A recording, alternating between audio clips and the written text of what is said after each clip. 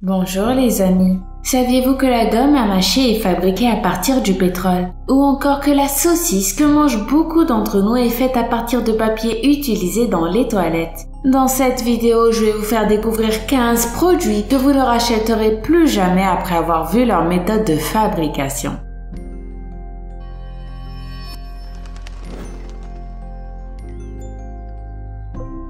Les saucisses industrielles. Rares sont ceux qui se soucient des composants des saucisses et les matières avec lesquelles elles sont fabriquées. Beaucoup se contentent de les acheter sans trop se poser de questions. Mais en réalité, les saucisses industrielles peuvent être fabriquées avec n'importe quoi, à l'aide de machines industrielles modernes à la pointe de la technologie. Elles sont constituées de 20% d'eau, de 12% de sel et le tout rajouté à de la viande, des conservateurs et des additifs alimentaires pour les parfumer. Certains experts ont affirmé que certaines saucisses pouvaient être fabriquées avec du papier toilette à l'aide de ces machines et qu'il est quasi possible de les produire en réutilisant des saucisses périmées ou encore des viandes avariées après y avoir incorporé des matières chimiques précises. C'est dégoûtant, je vous l'accorde. Le pain et les gâteaux. Quand on achète dans le commerce des préparations industrielles comme des gâteaux ou des pains par exemple et qu'ils contiennent de la L-cystéine, cela signifie purement et simplement que notre bon petit pain au lait risque de contenir soit des plumes de canard, soit encore pire, des poils humains. Malheureusement, je ne suis pas en train de vous faire une mauvaise blague, c'est la parfaite vérité. Ces derniers sont en effet réputés pour être des exhausteurs de goût hors pair. Peut-être, mais franchement, ça coupe surtout l'appétit illico. La mayonnaise. Quel est le point commun entre le sac de ciment que l'on a acheté pour faire la dalle en béton de la terrasse et le pot de mayonnaise qui est au frigo? Eh bien, ces produits contiennent tous du dioxyde de titane, un composant chimique classé comme potentiellement cancérigène et dont les agents blanchisseurs d'aliments sont très prisés par les industriels qui l'utilisent notamment pour que notre mayonnaise et notre lait écrémé soient bien blancs. Berk. Les bonbons. Ce qui nous fait envie quand on achète des bonbons, c'est souvent leur jolie texture et leur aspect bien lisse et bien brillant. Oui, mais pour certaines confiseries, cet aspect joliment brillant est en réalité dû à des sécrétions d'insectes que l'on importe de Thaïlande. Qu'on se le dise, les bonbons ce n'est pas vraiment bon pour la santé, et encore moins quand ils contiennent des sécrétions d'animaux. Les nouilles. Les nouilles, parfois appelées indomie, est l'un des repas les plus rapides à préparer et est très prisé par les personnes qui veulent manger léger et rapidement. Les statistiques révèlent que 44 milliards de sachets de nouilles sont consommés chaque jour dans le monde. Ce que tu dois savoir, c'est que ces nouilles ne sont pas bonnes pour ceux qui veulent garder une bonne santé, à cause de l'utilisation de conservateurs dans le processus de fabrication des nouilles, aux côtés des additifs alimentaires. Si elles sont consommées par petites quantités, c'est inoffensif. Un sachet ne vous tuera pas. Mais si vous en consommez fréquemment, ces matières risquent de nuire à votre santé, puisque les additifs alimentaires sont cancérigènes. Ils contribuent à gonfler les tumeurs et à les propager. En plus, les conservateurs peuvent causer des maux de ventre fréquents et intenses. C'est pour ça qu'il est très important d'avertir les consommateurs sur les dangers liés à la consommation des nouilles. Le chili con carne.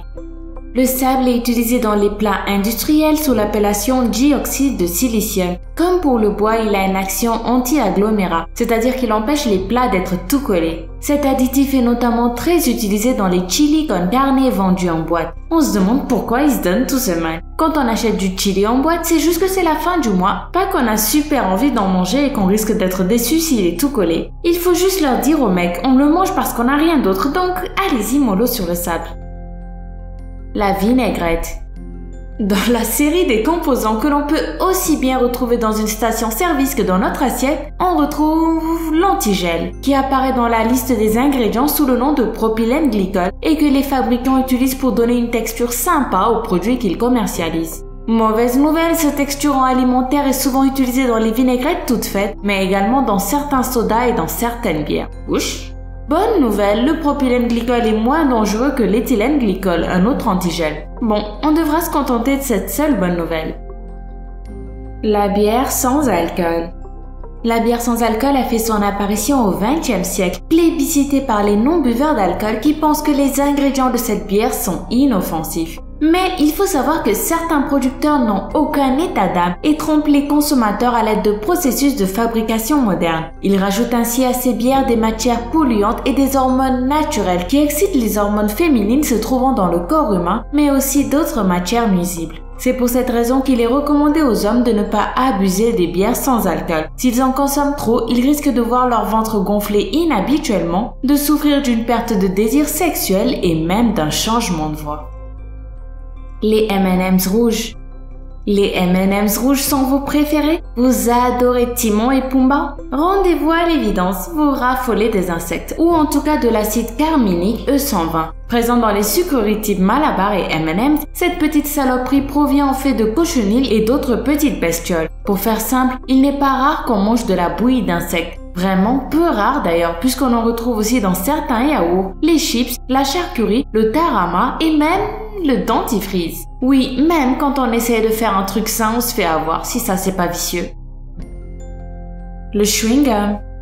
Le chewing-gum est sans doute parmi les produits les plus répandus dans le monde, parfois perçu comme une source de substances minérales et d'hydrates de carbone pour les uns. Mais saviez-vous que le chewing-gum était fabriqué à partir d'ingrédients artificiels? Et oui, pour assurer une production à coût bas, certains producteurs n'utilisent pas des matières naturelles pour confectionner le chewing-gum, mais des extraits de pétrole et de plastique, de l'élastomère pour rendre la gomme de base élastique, ainsi que des cires artificielles qui vont lui donner un air plastifié et l'empêcher de coller aux dents. C'est d'ailleurs pour cette raison qu'il ne faut pas jeter son chewing-gum par terre, car ce dernier prend beaucoup de temps à se dégrader dans la nature et il risque de s'accumuler comme les sacs en plastique. En ce qui concerne le chewing-gum sans sucre, celui-ci contient les mêmes calories qu'un chewing-gum normal. La seule différence c'est qu'un chewing-gum sans sucre, lui, vous empêchera quand même d'avoir des caries.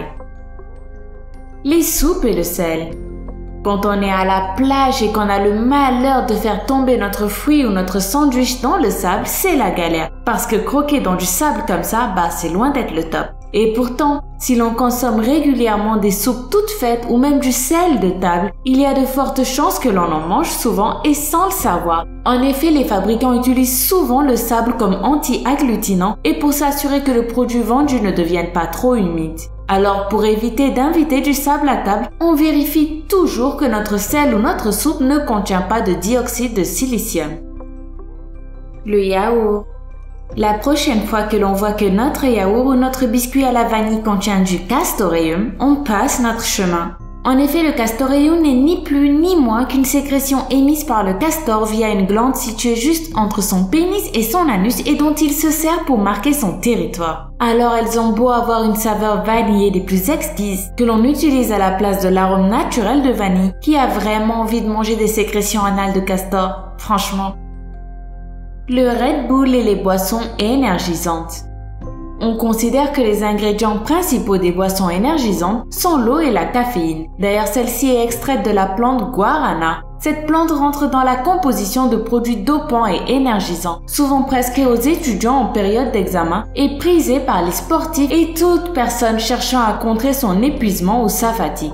Sauf que tout cela est faux. Ces boissons énergisantes ne confèrent en aucun cas l'énergie, la force ou la vigueur qu'elles promettent. Bien au contraire, elles absorbent l'énergie du corps, ce qui pousse la personne qui en consomme à fournir plus d'efforts en puisant dans son stock d'énergie jusqu'à l'épuisement. En plus, ces boissons peuvent affecter l'humeur, la fonction cardiaque, la capacité de concentration et la qualité du sommeil. Les céréales du matin. Et pour finir en beauté la série des ingrédients qui conviennent aussi bien à la voiture qu'à la nourriture, on demande le combustible pour moteur, une substance connue sous le nom d'hydroxythiolène butylé, BHT pour les intimes, et qui est utilisée par les fabricants pour que les produits restent frais le plus longtemps possible et que nos céréales du matin croustillent parfaitement sous la dent. J'imagine qu'après avoir regardé cette vidéo, vous direz adieu à tous ces 15 produits pas très bons pour la santé. Ou au moins que vous essaierez. En tout cas, quoi qu'il en soit, tenez-moi au courant de ce que vous en pensez dans les commentaires. Si vous avez trouvé cette vidéo utile, n'oubliez pas de liker et de vous abonner au La Main Fâchée pour découvrir d'autres vidéos encore plus utiles. Je vous promets. Bye bye!